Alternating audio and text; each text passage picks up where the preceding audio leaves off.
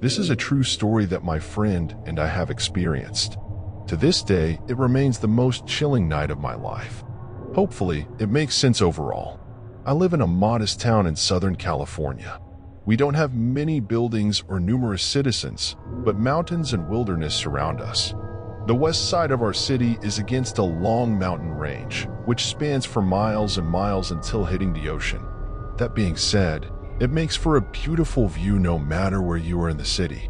My best friend, whom I'll call Ray, and I would typically drive to a spot on the mountainside and hang out since it overlooked the entirety of our town. The road to get there was pretty much a straight shot, so it was never like we were driving into the unknown. One thing about our hangout spot is that we need to drive past the local cemetery to get to it. That is an irrelevant detail for the story, but it makes for adding an authentic creepy atmosphere. Now, let's get to the actual story. Years ago, when Ray and I were still in high school, we were constantly busy with school, work, and extracurriculars. It's not often that we find the time to hang out. However, late one night, I was relaxing at my house when Ray suddenly sent a text.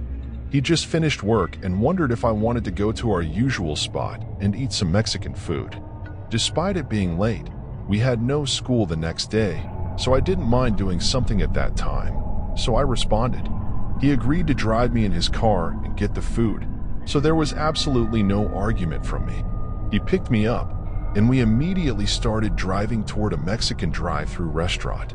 It was at this point that we started noticing the vast amount of fog that spread throughout the streets. Adding to the fact that it was significantly late, the area felt like a ghost town. Neither Ray nor I cared about the curious amount of fog.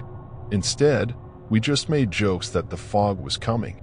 For those who may or may not remember, there was a period of time when the internet was obsessed with schizo memes or memes with incredibly dark humor. Among those was "the fog is coming," which we found funny simply due to its ominous randomness. Anyway, we cracked that joke multiple times as we ordered our food. Once we received our food, we headed toward our hangout spot while listening to music. Again, the fog was of no concern to us, and it wasn't as though it was hard to see through. It was just simply a bit creepy. But as we approached the straight shot road, I noticed that fewer street lamps were in place. That made sense though, since very few people drive it. Nevertheless, the further we went down the road, the darker it became, with the only light being the bright moon. We approached a stop sign intersection and stopped accordingly. Directly ahead of us was the grand silhouette of the mountain range, as well as the faint outline of the cemetery front gate. While at the stop sign, I cracked another quip, stating, "The fog is coming." Instead of our usual laughter, we both fell utterly silent. I stared at the road that lay before us and noticed how it got pitch black near the end. I saw the eerie stillness of the trees and night air. I glimpsed at the nearby houses that appeared to be dark and empty. Then, as if a cold wave attacked me, my heart dropped to my stomach. I began to hyperventilate. Immense chills overcame my body. I wanted to open the door and run. I no longer felt safe in the confines of Ray's car. I turned to look at Ray and saw his eyes begin to water. He too started hyperventilating. Despite no words being exchanged, both he and I felt the same petrifying fear. Then, as if he read my mind, Ray swung the wheel to make a wide U-turn. All the while, I was nervously laughing and cussing.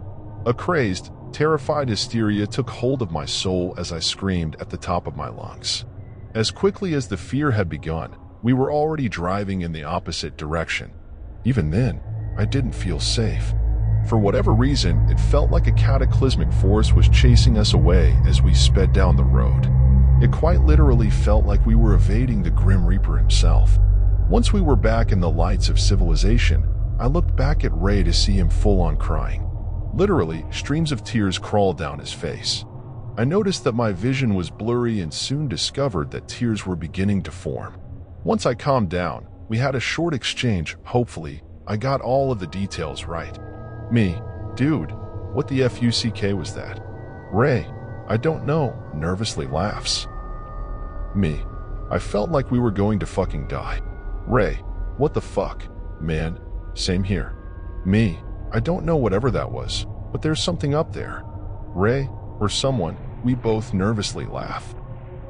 Again, it may sound like I'm making it up or something, but it was a real thing that happened to us. For some reason, we simultaneously felt a deep fear of death in that area. Days later, I mentioned the story to my parents, who believed me 100%, saying that a similar experience had happened to my aunt. The craziest part occurred weeks later when my mom told the story to my godfather, who lives near the hangout spot. I shit you not, according to him, someone in a nearby house stabbed and killed his father a few weeks ago. When I checked my phone calendar, it appeared that just a few days before Ray and I went to the mountain, that guy was stabbed and murdered in the same area. This story is a few years old now, and as time goes on it gets a bit harder to remember every single detail. The only detail that I'll never forget is the dread and fear that I felt when we approached that intersection.